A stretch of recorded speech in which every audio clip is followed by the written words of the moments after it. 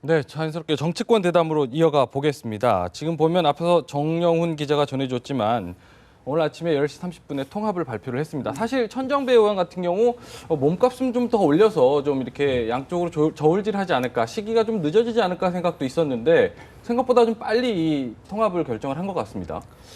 1차적으로는 뭐 안철수 신당이 뭔가 반전의 기회를 삼아야 할 그런 급박한 그런 상황에 있기 때문에 안철수 신당 쪽에서 상당히 서두른 느낌도 있고 좀 적극적으로 했다. 적극적인 그런 통합 노력을 기울인 것 같아요. 이전에 뭐 천정배 의원과 정동영 또 박주선 의원 이런 분들이 모여서 일단 소통합을 이루기로 합의는 했는데 여기에서 지금 정동영 의원은 전 의원은 뭐 여기에 뭐 합당은 대상은 아닙니다만 박주선 의원은 지금 빠져 있는데 어쨌든 안철수 의원으로서는 그동안 호남에서도 지지율이 빠지고 또 탈당 대열도 지금 끊긴 상태 아닙니까? 이런데 어떤 반전의 기회, 기사회생의 기회를 잡은 것 같고 또 천정배 의원도 사실상 DJ 퀴즈로 호남에서 키우겠다 했지만 안철수 의원의 신당이 생기면서 사실상 그 꿈이 물거품이 된 상태거든요. 그렇기 때문에 지금 설을 앞두고 또 2월 2일 국민의당의 창당이 있기 때문에 양당이 창당 이전에 합당을 하는 것이 시기적으로 좀 옳지 않느냐.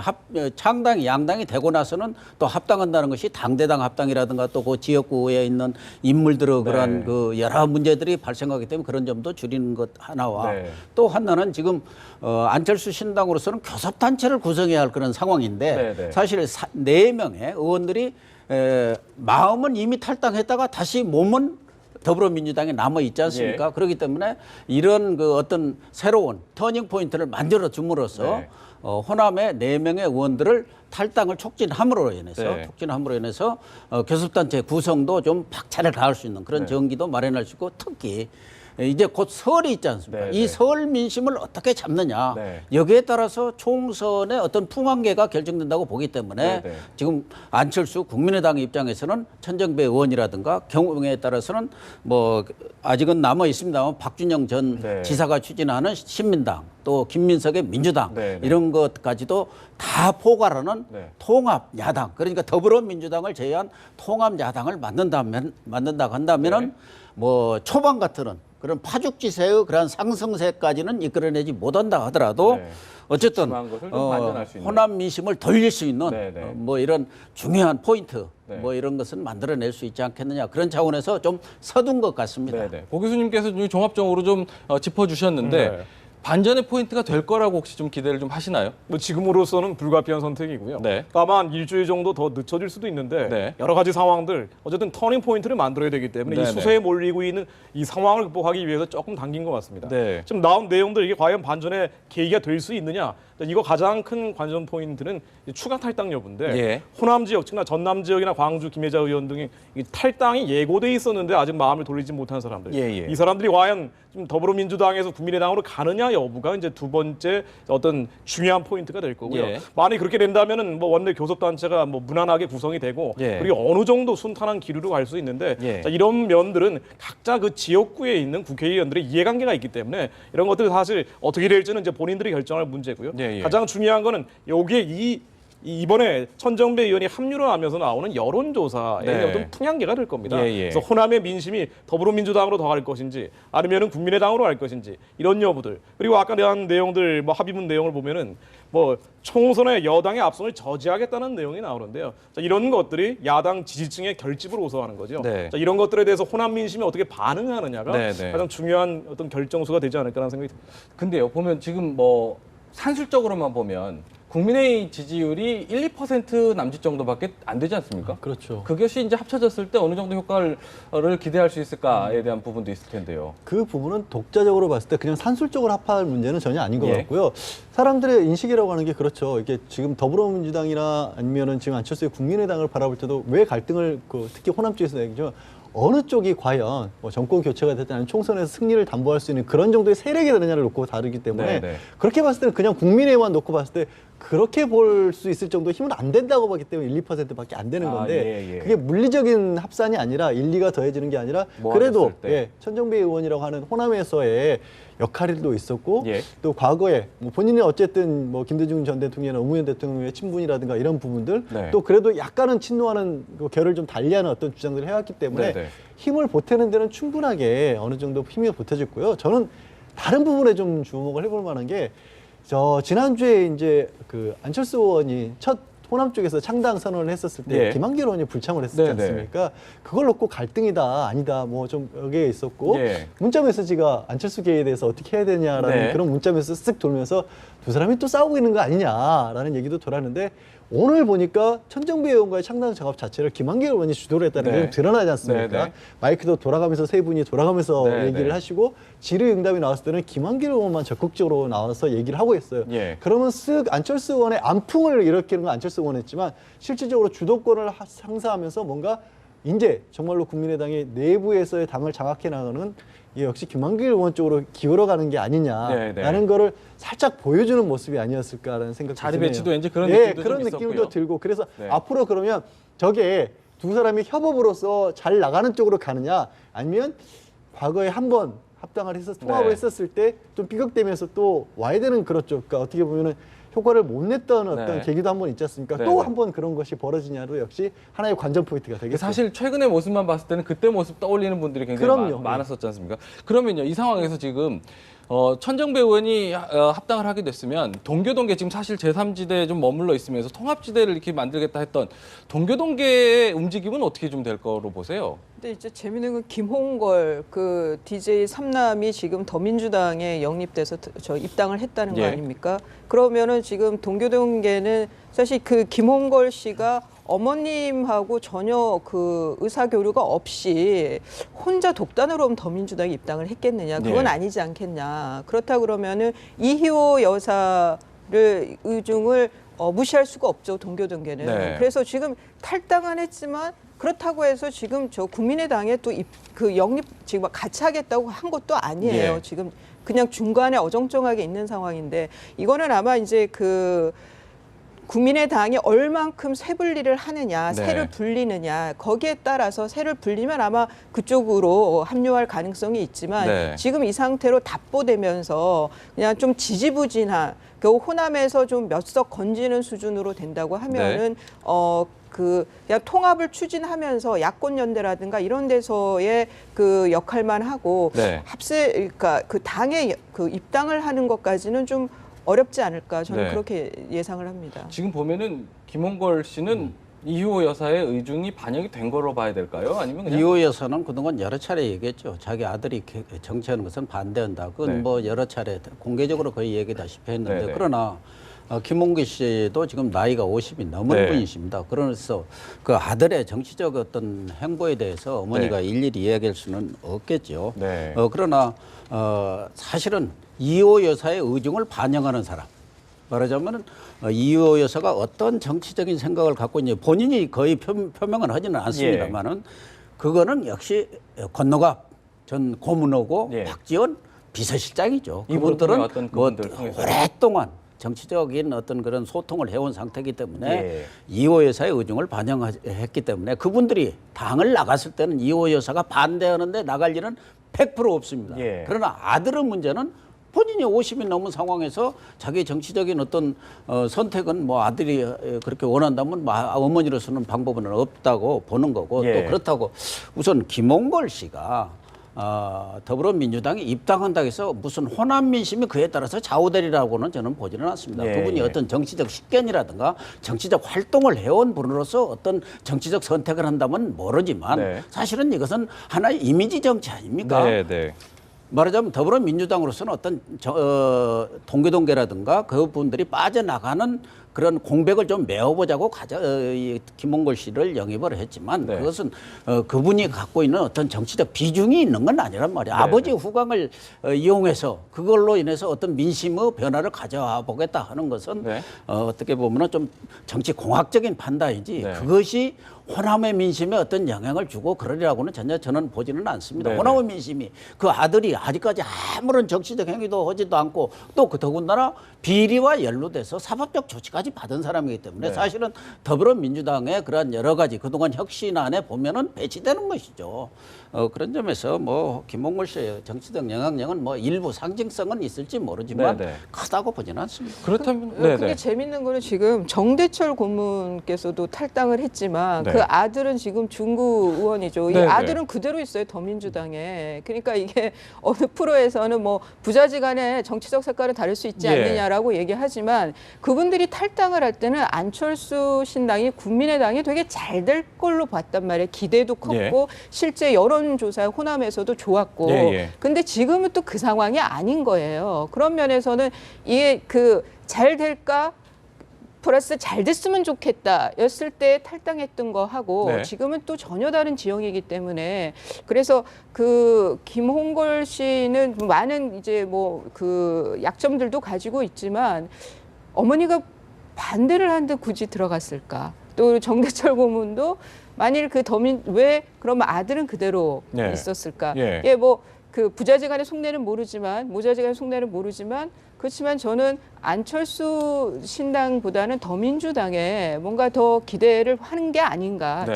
지금은 또 그런 생각이 들어요. 그럼 만약에 이 흐름이 또 바뀌면 또 이렇게 물론 바뀔 수 있는 그런 정치는 이호 여사는 그런 뭐 판단을 하지는 않았으리라고 보고 네, 네, 네. 방금 그 얘기죠. 정대철 고문의 생각과 아들 정호준 의원의 생각은 다른 거예요. 그건 예. 정치적 선택이고 또 네.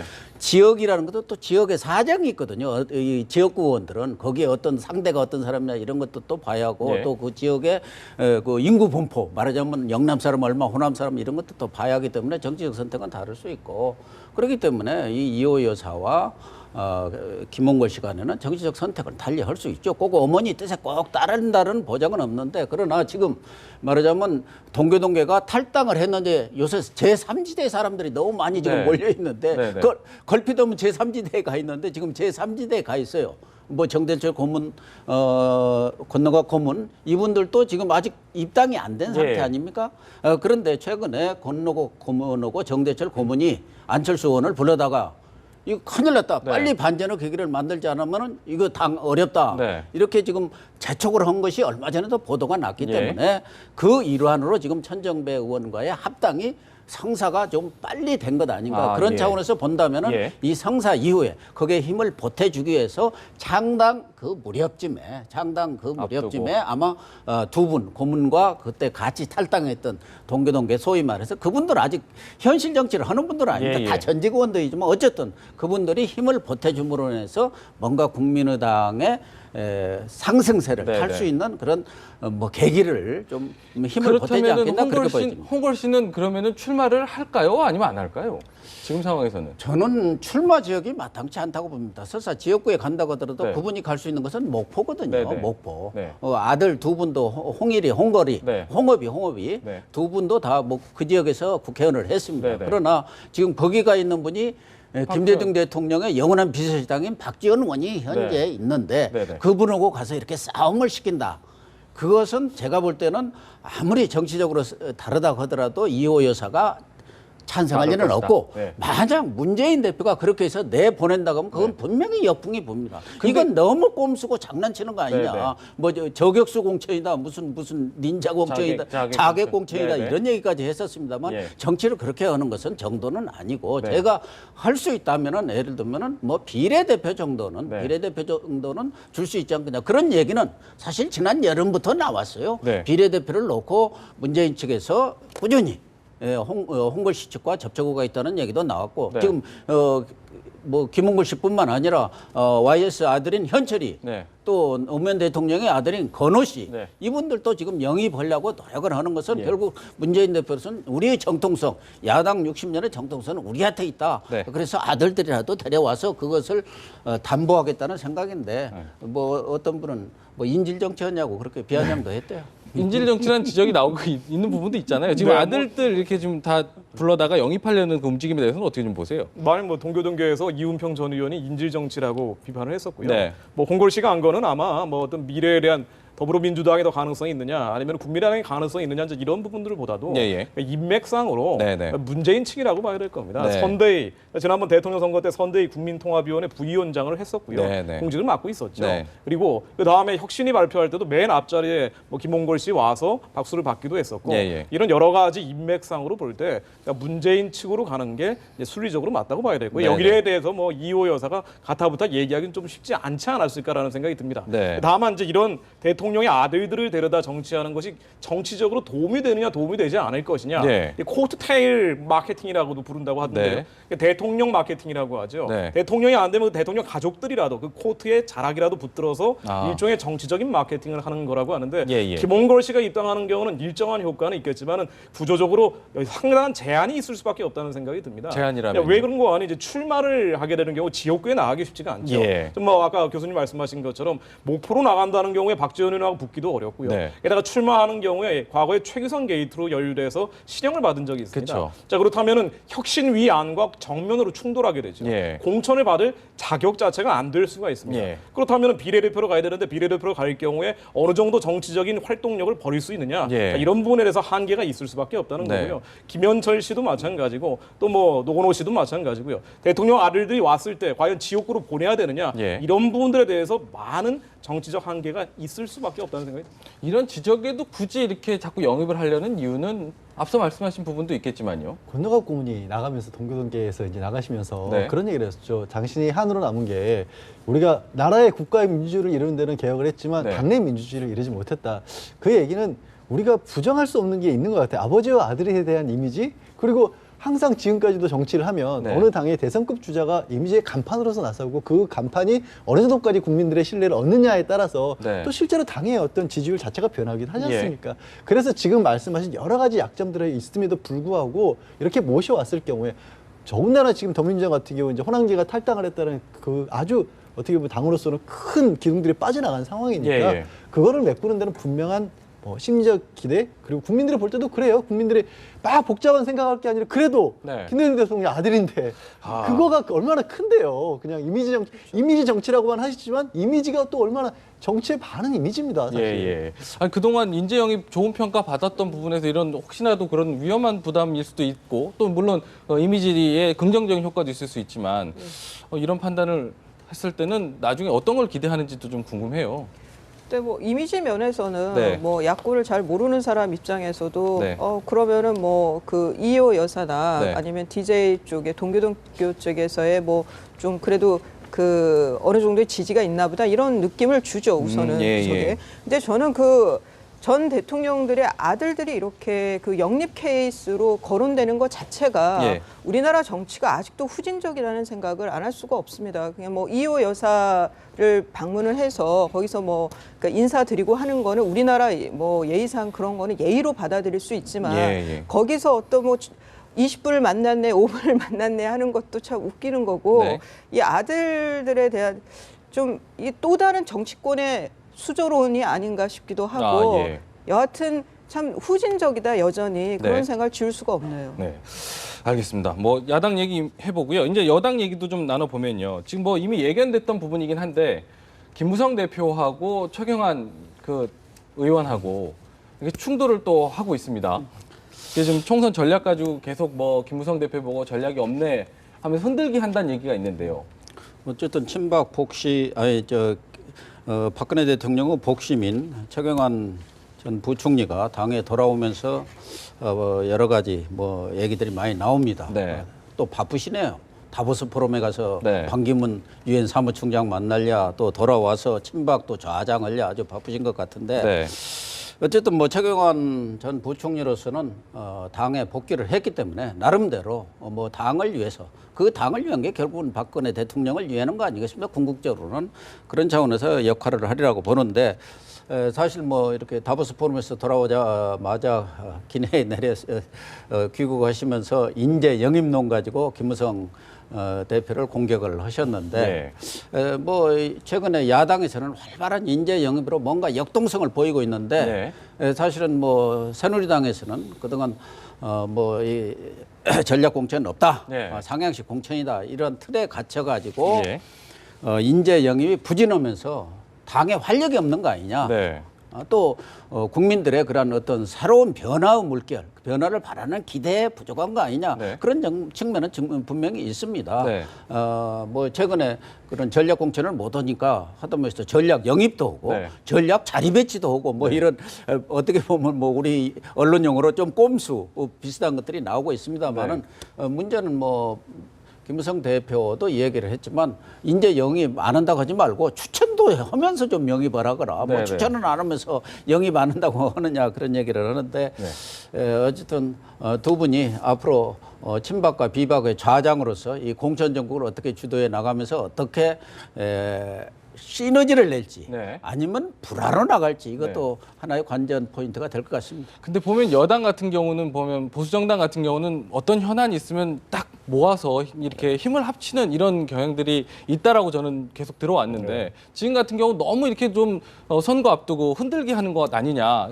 김무성 대표 같은 경우도 그만 흔들어라 이렇게 얘기를 하고 있는데도 계속 주변에서 흔들고 있잖아요. 김무성 대표 입장에서 뭐 그렇게 반응을 할 수도 있습니다만 아까 교수님 말씀하신 것처럼 활력이 없다라는 게 일반적으로 이제 관전평이라고 볼 수가 있죠. 야권에서는 활발하게 사람들을 영입을 하는데 과연 총선에서 무엇을 보여줄 것인가 두 가지입니다. 하나는 정책이고 하나는 사람인데 정책이라는 건 사실 정당 여야 간에 그다지 차이도 없고 게다가 지금 현안되는 주요 법안까지 통과 안 시키고 있는데 정책을 가지고 국민들에게 호소하기는 구조적인 한계가 있고요. 그렇다면 새로운 인물을 제시를 해줘야 됩니다. 게다가 지난 19대 국회에 대한 국민적 평가라는 게 복수의 여론조사에서 나오지만은 80% 정도가 잘못하고 있다라고 나오고 있습니다. 뭔가 물갈이를 해야 된다는 여론이 굉장히 큰데도 불구하고 여당 내에서는 물갈이가 나오지 않고 있다.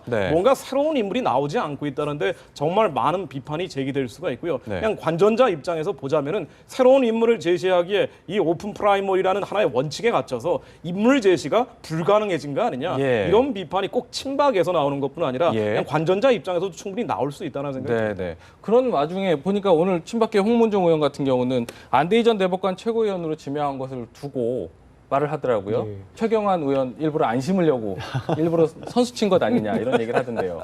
근데 그런 얘기가 나올 수밖에 없는 상황인 거고 많이 저는 김무성 대표가 안대희 전 대법관이나 이제 문대성 의원 같은 경우는 이제 공천을 하는데 왜 저런 걸 할까 가장 의아했던 게 뭐냐면 바로 이런 반발이었던 거예요. 이렇게 해서 본인이 상향식 공천을 주장을 해왔는데도 불구하고 특정인에 대해서 안대희 전 대법관은 최고위까지 추대를 하셨지 않습니까? 그러다 보니까 기다렸다는 제 친박계에서는 이제 우리도 그러면 이런 식으로 사람을 심겠다는 얘기가 나올 수밖에 없는 거고 다만 새누리당 내부에서는 문제가 조금 복잡한 게 안대희 전 대법관은 이제 제가 알기로는 새누리당 내부에서도 또 지원하는 분들이 따로 있다라고 해요. 친박 비박을 떠나서 그런 어떤 정치 세력이 있다 보니까 어쩔 수 없이 인재 등용용으로 세운 거고 그거를 알면서도 김무성 대표는 그러니까 이런 반론이 나올 것을 뻔히 알면서도 그래서 응해줄 수밖에 없었다면 이제 친박계에서 그렇게 나왔을 때 다시 어떻게 그런 반론을 할 것이냐 거기에 대해서 여전히 김무성 대표 입장에서는 사실 딱히 하실 말씀은 없는 것 같아요. 그게 앞으로 총선 때까지 그리고 정말로 후보자들 확정 지을 때까지 얼마만큼이나 본인이 주장해온 것들을 버티고 나갈 수 있느냐. 그게 이제 다시 관전 포인트라고 봐야 될 거예요. 지금 새누리당을 봐야 되는 관전 포인트들이 굉장히 많이 지적이 되고 있는데 김무성 대표 어쨌든 뭐 흔들기 그만해라 하지만 분명한 지적들이 있는 거잖아요. 김무성 대표 입장에서도 지금 난감할 것 같아요. 본인이 해놓은 말도 있고. 근데 본인은 이제 이 기조 그대로 가서 지금 현역 의원들이 크게 물갈이가 안 되고 그대로 다시 공천을 받는다고 하면 그 사람들이 곧 나중에 이제 대권 후보를 뽑는 경선에 갔을 때 내 표가 될 수 있다, 내 편이 될 수 있다라고 생각할 수 있죠. 근데 이게 경선에서 공천을 받으면 그거는 누구 때문에 된 게 아니죠. 그거는 내가 지역 잘 닦았고 내가 당원 관리 잘해가지고 내가 된 거기 때문에 그걸 그렇게 이게 물갈이가 안 되고 그대로 가면 다 경선에서도 유리하다라고 그렇게 단선적으로 생각하는 거는 좀 기대에 안 맞을 수 있다는 생각이 들고 그다음에 이제 지금 뭐 친박계라고 제 대표라고 하는 최경환 의원께서도 인재 영입 안 한다는 쓴소리는 맞지만 그것이 자기들 계파의 코드 공천을 위한 그런 포석이라고 하면은 그것도 또 하나 그 국민들의 저항을 받을 거다. 네. 그런 면에서 모든 거 이게 불가능한 얘기겠지만 사심을 털고 예, 정말 새누리당이 지금 왜 국민의당이 나오겠어요. 저는 국민의당이 잘 돼서 새누리당도 흔들어줬으면 좋겠다라고 하는 보수층의 얘기도 많이 듣거든요. 예. 그거는 새누리당이 지금 점점 화석화되고 있다는 얘기예요. 네. 그러니까 뭐 안철수 의원이 그런 표현을 썼죠. 뜨거워지고 있는 냄비 안의 개구리. 네, 네. 그 새누리당이 그럴 수 있다는 거죠. 그런 면에서는 좀 이런 소리들도 좀 양 개파 간 다 좀 사심을 털었으면 하는 생각이 드네요. 네. 네. 지금 새누리당 입장에서는 여당 지우의 전략의 문제인데요. 공룡 정당이라고 하죠. 네. 이 거대 여당에 대해서. 거대 여당이 화석이 되면은 그야말로 총선 참패로 이어질 수밖에 없습니다. 지금 총선 국면에서 야권이 분열되기 때문에 어부지리를 얻을 수 있다는 일종의 자만심을 가지고 있는 거라고 생각이 되는데 네. 이런 분들에서 제일 중요한 건 감동을 주는 겁니다. 야권의 인재 영입이든 아니든 간에 뭐 양양자 상무 영입이라든가 뭔가 국민들에게 잔잔한 감동을 주고 예. 스토리가 있는 이야기들을 주고 있거든요. 네. 근데 지금 여권에서 나오는 얘기들은 이 뉴스가 뭐 파벌 다툼이라는 것밖에 없고 이런 분들에 대해서 여권 지지층에게도 감동을 주지 못하고 있다. 네. 김무성 대표 입장에서는 이게 꼭 인재 영입을 전략 공천을 하지 않는다 하더라도 본인의 원칙을 지키면서라도 예. 뭔가 감동을 줄 수 있는 이야기를 만들어내지 않으면 다음 대권으로 가는데 굉장한 걸림돌이 될 수도 있다는 생각이 듭니다. 네. 그러니까 실제로도 뭐 언론에서도 여권에 대한 이야기는 이런 다툼 얘기 조금 나오고 거의 뭐 야당에 많이 묻히는 경우들이 많이 있지 않습니까? 한 가지 뭐 마지막으로 그런 상황에서 그 TK 지역 진박 갈등이 이제 조금 약간 드러나는 부분이 있는 것 같아요. 박창달 예비 후보요. 삼선 의원이라 하던데 남구 중구 의원이 지금 뭐 탈당을 했다고 하는데 이분이 대표적인 친이계 의원이었다면서요?